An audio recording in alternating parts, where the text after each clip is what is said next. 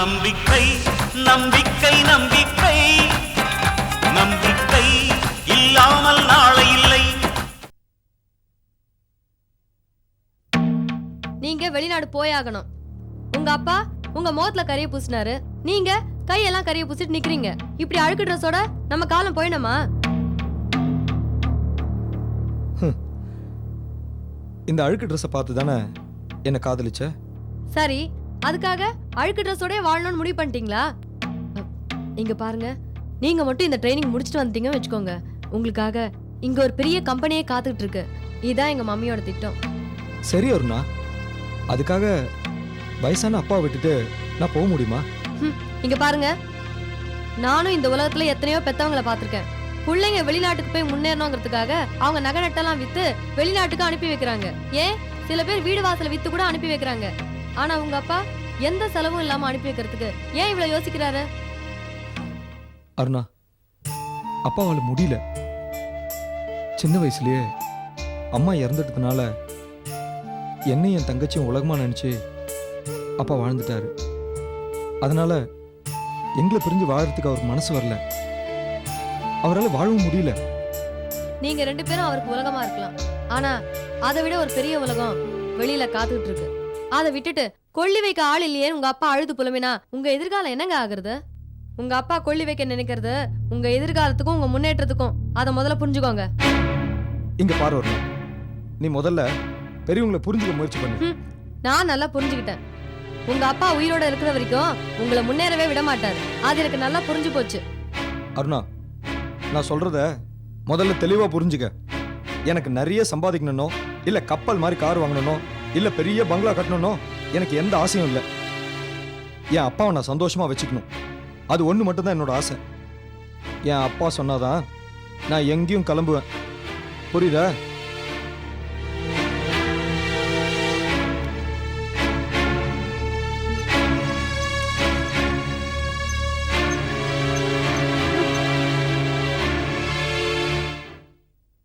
அருணா, படபடன்னு கோவப்படாம வந்த விஷயத்த சொல்லு. எல்லாம் என் தலையெழுத்து மம்மி. அந்த கிழமை செத்தாதான் எனக்கு நிம்மதி. அண்ணி, வார்த்தையை கொஞ்சம் அடக்கி பேசுங்க. அவர் என் அப்பா. யாருக்கும் எந்த பாவமும் செய்யாத ஒரு நல்ல மனுஷனை ஏன் இப்படி சபிக்கிறீங்க? நீ சுமாரு. அவளே டென்ஷன்ல வந்திருக்கா, ஏன் அவகிட்ட சண்டை போடுற? அத்தை, உங்களை பத்தி யாராவது ஏதாவது சொன்னா அண்ணி மனசு தாங்குமா? அதே மாதிரிதான் எனக்கும். எங்க அப்பா மட்டும் சாகணும்னு சொன்னா என்னால எப்படி பொறுத்துக்க முடியும்? உங்க அப்பா தான் என்ன வாழ விடாம பண்றாரு, அது தப்பா தெரியலையா உங்களுக்கு? எங்க அப்பா உங்களை வாழ விடாம தடுக்கிறாரா? என்ன நீ சொல்றீங்க? உங்க அண்ணன் ஃபாரின் போறத உங்க அப்பா தடுத்துட்டாரு. அழுத ஆர்ப்பாட்டம் பண்ணி கொல்லி போற சென்டிமெண்ட் எல்லாம் பேசி ஒரு வழியா தடுத்தாச்சு. உங்க அப்பா கொல்லி வச்சது என் புருஷனோட எதிர்காலத்துக்கு. மாப்பிள்ளையும் போக மாட்டேன்னு சொல்லிட்டாரா? ஆமா மம்மி, உங்க மாப்பிள்ள தான் அப்பா சொல்ல தட்டாதவராச்சு. இனிமே யார் பேசினாலும் எடுபடாது. அண்ணி, அண்ணன் இப்போ ஃபாரினுக்கு போகணும், அவ்வளவுதானே? அதான் இப்ப இல்லன்னு ஆயிடுச்சு. உங்க வீட்டுக்காரர் வெளிநாட்டுக்கு போவாரு, நான் போக வைக்கிறேன். உங்களால அது முடியுமா? நிச்சயமா முடியும். இது முதல்ல சாப்பிடுங்க. அத்தை, நாளைக்கே போய் அப்பாவை பார்த்துறேன். மம்மி, அண்ணி ஏதோ சொல்லிட்டு போறாங்க. இவங்க சொன்னா ராமைய கேப்பாரா? கேக்கலன்னா விடுடி. இவளை நான் படுத்துற பாட்டுல ராமையா நிஜமாவே சாகணும். அப்புறம் மாப்பிள்ள ராமையாவுக்கு கொல்லி வச்சுட்டு நிம்மதியா கிளம்புவாரு. நீ கவலைப்படாத.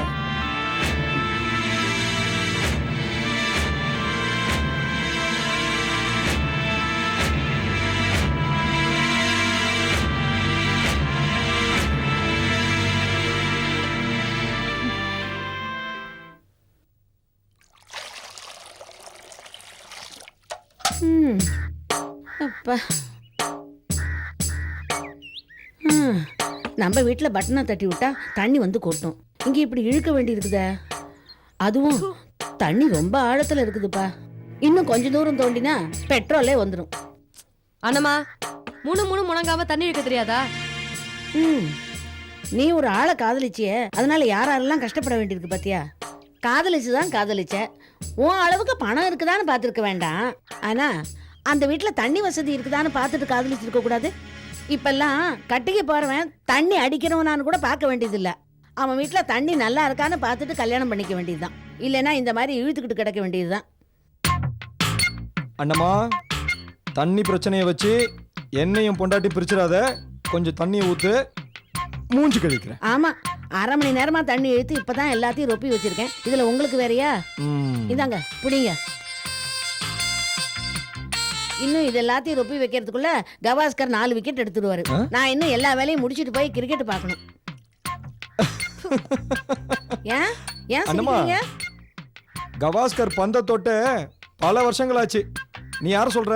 சரி சரி, யாரோ ஒருத்தர். யாரா இருந்தாலும் பார்க்க தானே போறான். ஸ்கூல்ல படிக்கிற காலத்துல நான் ஆடாதாட்டமா? இப்ப மட்டும் என்ன? அண்ணம்மா 2 வேட்டி துவைக்கணும். ஐயா துவைச்சு தரேன் ஐயா. என் புருஷன் வேட்டியை கூட நான் துவைச்சதே இல்லை. ஒன்றை துவைக்க சொல்லம்மா, நானே துவைச்சிக்கிறேன். ஒரு பக்கெட் தண்ணி மட்டும் கொடுத்தா போதும். அண்ணம்மா, அப்பா ஏதோ ஒரு வேட்டியோ 2 வேட்டியோ கட்டிக்கிட்டு இருக்காரு, அதை துவைக்க போடுறாரு. இப்படி சலிச்சுக்கிற?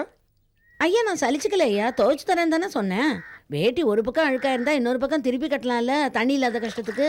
இது ஏற்கனவே 2 தடவை திருப்பி கட்டின வேஷ்டி அண்ணம்மா. ஒரு பக்கெட் தண்ணி மட்டும் கொடுத்தா போதும், நானே துவைச்சிக்கிறேன். தரேன் தரேன். என்னப்பா, என்ன வேணும்? என்ன யோசிக்கிறீங்க? இல்லை பிரேம், சோப்பு இல்லாமல் வேட்டி வெளுக்காது போல இருக்கு. ஒரு 2 ரூபா கூட சோப்பு வாங்கிட்டு வந்துடுறேன். ஏன்பா இதெல்லாம் போய் என்கிட்ட கேட்டுட்டு இருக்கீங்க? உங்களுக்கு எவ்வளோ காசு வேணுமோ அது அருணா கிட்ட கேட்க வேண்டியதானே? அருணா, அப்பாவுக்கு எவ்வளோ காசு வேணுமோ அதை எடுத்து கொடு. மாமா, நீங்க இந்த மாதிரி வேலைலாம் செய்ய வேண்டாம் சொன்னா கேட்க மாட்டீங்க. உங்க வேஷ்டி எல்லாம் கொடுங்க, நான் வாஷிங் மிஷினை போட்டு துவைச்சு கொடுக்குறேன். வேண்டாம்மா, உனக்கு எதுக்குமா வீண் சிரமம்? நானே துவைச்சிக்கிறேன். ஏன்பா, அவ தான் தோச்சு தரேன்னு சொல்றாள், அப்புறம் என்ன? கொடுங்க, இந்த தோய்.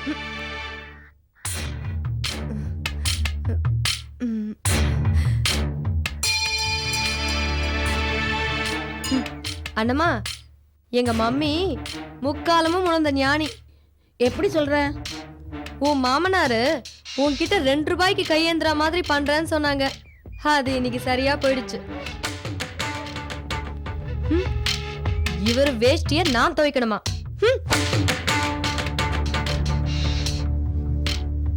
என்ன ராமையா, துவைக்கிறதுக்கு சோப்பு வேணுமா? இல்லைம்மா, உங்கள் அளவுக்கு எனக்கு சோப்பு போட தெரியாது.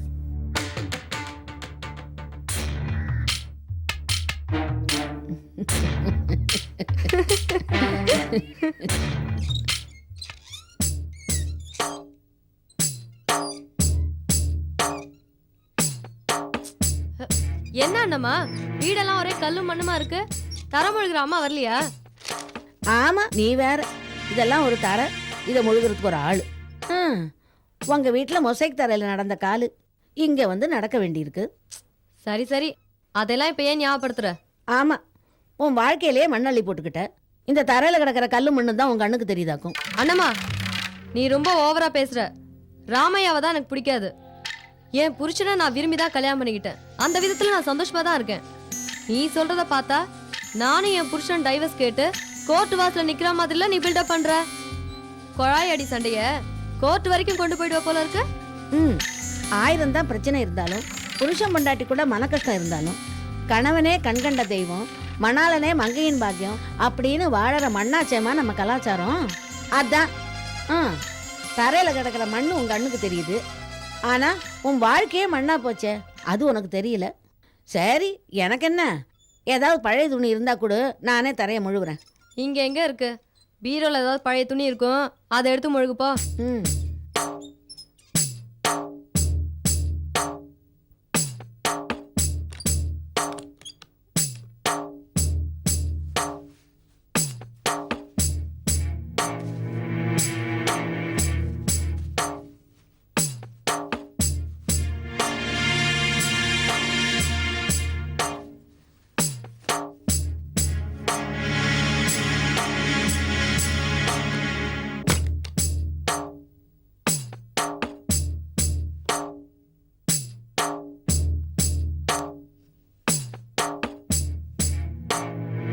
அருணாமா, இந்த புடவைய பாரு, கரையான் அரிக்கிற ஸ்டேஜில் இருக்கு. எதையும் ராமையாக்கு வெளியே தூக்கி போட மனசு வராது போல இருக்கு. இதையும் பத்திரமா எடுத்து உள்ள வச்சிருக்காரு. இதை எடுத்துக்கவா? தர துடைக்க.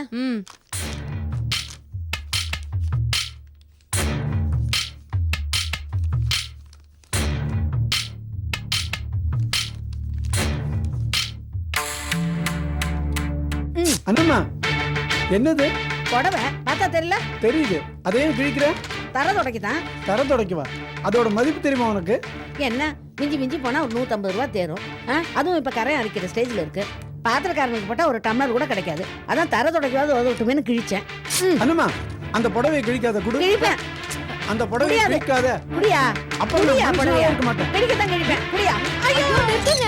அருணா பாரு அருணா, என் புருஷன் கூட 30 வருஷம் வாழ்ந்தேன். என்ன கை நீட்டி அடிச்சது இல்ல. இந்த ஆளு என்ன புடிச்சு தள்ளிட்டாரு பாரு அருணா. இங்க பாருங்க, எதுக்காக இப்ப அனுமா பிடிச்சி தள்ளினீங்க? எனக்கு இப்ப பதில் சொல்லி ஆகணும். அருணா, நீ அண்ணமாவும் சேர்ந்து தான் தினசரி என்னை கிழிக்கிறீங்களே, அதையெல்லாம் நான் பொறுத்துக்கிறேம்மா. ஆனா இந்த புடவையை கிழிச்சது தான் என்னால பொறுத்துக்க முடியலம்மா. என் நெஞ்சையே ரெண்டா கிழிச்ச மாதிரி இருக்கு. ஆமா, அப்படின்னா பெரிய புடவை அது. என்கிட்ட கேட்டிருந்தா 10 பட்டு புடவை எடுத்து கொடுத்துருப்பேன். ஆஃப்டர் ஆல் அந்த புடவைக்காக அனுமா பிடிச்சி தள்ளிட்டீங்களே. எந்த புடவை கொடுத்தாலும் இந்த புடவைக்கு ஈடாகாதும்மா. இது ஜெயந்தியோட அம்மா இந்த வீட்டுக்கு முதலா கட்டிட்டு வந்த புடவை. இது ஒரு பொக்கிஷமா வச்சு பாதுகாத்துட்டு வந்தோம். ஜெயந்திக்கு ஏதாவது மனசுல சங்கடம் வந்தா இந்த புடவை தான் தலைக்கு வச்சு படுத்துப்பேன். அப்பா, இதை தலைக்கு வச்சு படுத்தா அம்மாவோட மடிமேலேயே படுத்த ஆறுதல் கிடைக்குதுப்பான்னு குழந்தை சொல்லும். அதை போய் கிழிச்சிட்டீங்களே.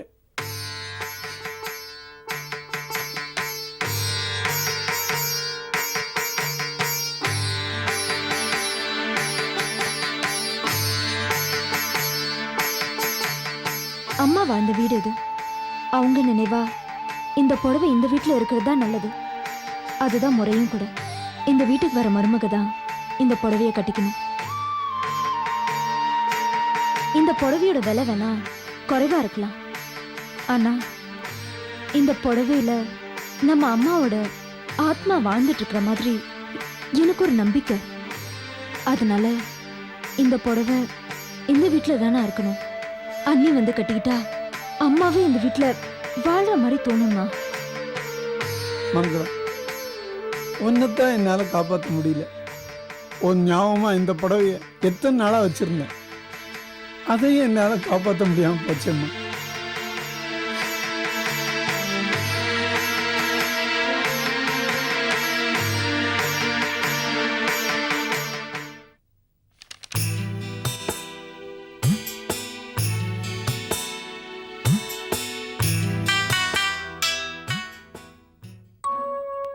அப்பா, என்னம்மா ஜெயந்தி, வாம்மா. என்ன திடீர்னு ஆச்சரியமா இருக்கு? நான் உங்ககிட்ட கொஞ்சம் பேசணும். அப்பா கிட்ட பேசுறதுக்கெல்லாம் உனக்கு எதுக்குமா பர்மிஷன்? உட்காரு, உட்காருமா. என்ன விஷயம் சொல்லு. அண்ணி அங்க கத்திட்டு இருக்காங்க. உங்க அண்ணனை நான் வெளிநாடு போக வேண்டாம்னு சொல்லிட்டேன். அருணாவுக்கு இந்த விஷயத்துல என் மேல கோபமா இருக்கலாம். அன்னிக்கு மட்டும் இல்லப்பா, இந்த விஷயத்துல எனக்கு கூட உங்க மேல கோவம் தான்.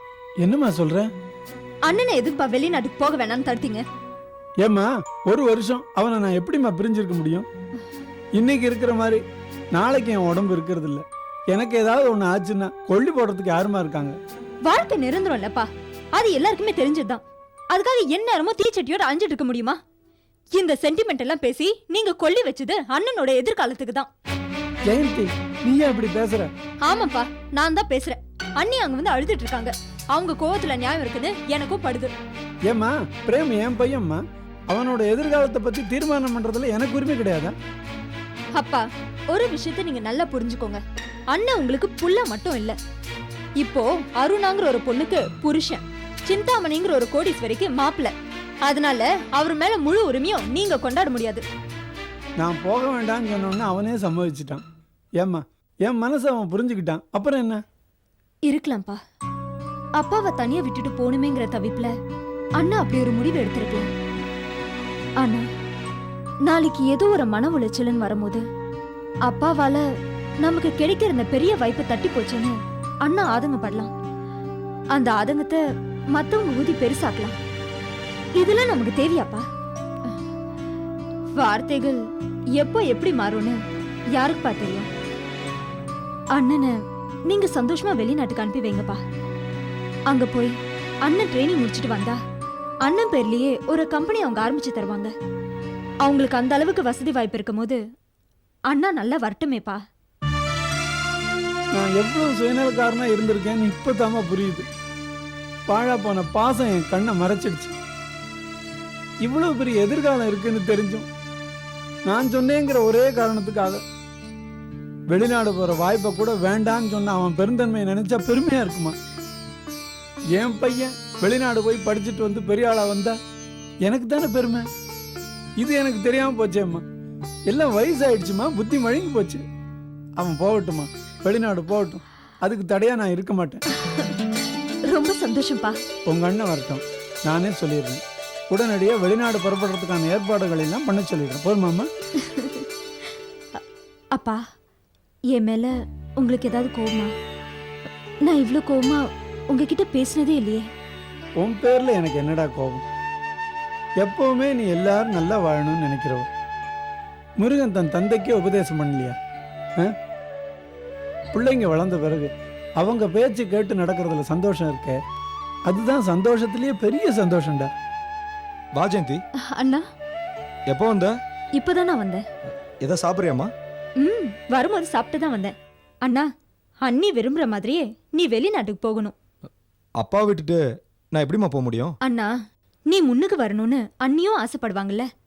அவங்க உணர்வுகளையும் நாம மதிக்கணும்னா. ஏம்மா, அவங்க வந்து எதாவது போட்டு கொடுத்துட்டாளா? இங்க வரட்டும், நான் கவனிச்சுக்கிறேன். கோவப்படாதடா. பொண்ணுங்க தன் பிரச்சனைய புருஷனுக்கு அடுத்தபடியா அம்மா கிட்ட தான் சொல்ல முடியும். அவன் மனசுல இருக்கிறதெல்லாம் எங்கிட்ட சொல்லிட்டு இருக்க முடியுமா? ஜெயந்தி நம்ம வீட்டு பொண்ணு. அவ எது சொன்னாலும் எங்கிட்டயோ உங்ககிட்டயோ தானே சொல்ற. அந்த மாதிரி தான் அருணாவும். அண்ணா, நீ வெளிநாட்டுக்கு போகிறதுக்கு அப்பா சம்மதிச்சிட்டாரு. ஆமாப்பா, நீ வாழ வேண்டிய பிள்ளை. உன்னை நம்பி ஒருத்தி வந்திருக்கா. உன் வளர்ச்சியை தடுக்கிற உரிமை எனக்கு இல்லப்பா. நீ சந்தோஷமா போயிட்டு வா. அப்பா, போய்தான் தீரணும்னு கட்டாயமே இல்லப்பா. இல்லப்பா, நான் புத்தி தடுமாறி சொல்லிட்டேன். 1 வருஷம் தானே, திரும்பி பார்க்கறதுக்குள்ள நீ என் முன்னால வந்து நிப்ப. மகராசனா இருப்பா. அப்படின்னா நான் போகட்டுமாப்பா? தாராளமா போயிட்டு வா. உங்களால என்ன பிரிஞ்சிருக்க முடியுமாப்பா? நீயும் ஜெயந்தியும் எவ்வளவு தூரம் போனாலும் என் மனசுக்குள்ளேயே தான் இருப்பீங்க. நீ போயிட்டு வாப்பா. என்ன பார்த்துக்கிறதுக்கு ஜெயந்தி இருக்கா, மாப்பிள்ளை இருக்காரு. நீ பயப்படாம போயிட்டு வா. அப்போ நான் அருணாக்கு ஃபோன் பண்ணிட்டு வந்துடுறேன்ப்பா.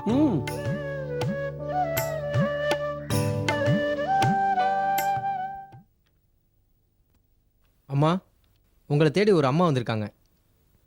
வேலை தேடி வந்திருப்பாங்க, இல்லைன்னா நிதி கேட்டு வந்திருப்பாங்க.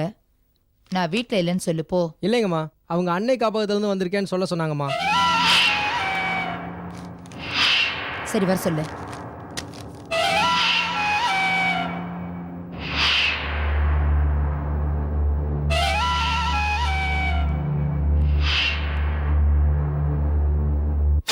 அம்மா வணக்கம். நீயா? எதுவா இருந்தாலும் செல்லுக்கு ஃபோன் பண்ணி சொல்லியிருக்கேன்ல, இங்க எதுக்கு வந்த? மருந்து தீர்ந்து போய் 4 நாள் ஆச்சு. அதை சொல்லிட்டு போக தான் வந்தேன். 4 நாள் ஆகுதா? இத்தனை நாள் என்கிட்ட சொல்லாம என்ன பண்ண? அவளுக்கு கடைசி வரைக்கும் பைத்தியம் தெளியக்கூடாதுன்னு தானே மருந்து கொடுத்து வச்சிருக்கோம். உடனே எனக்கு ஃபோன் பண்ண வேண்டியதானே?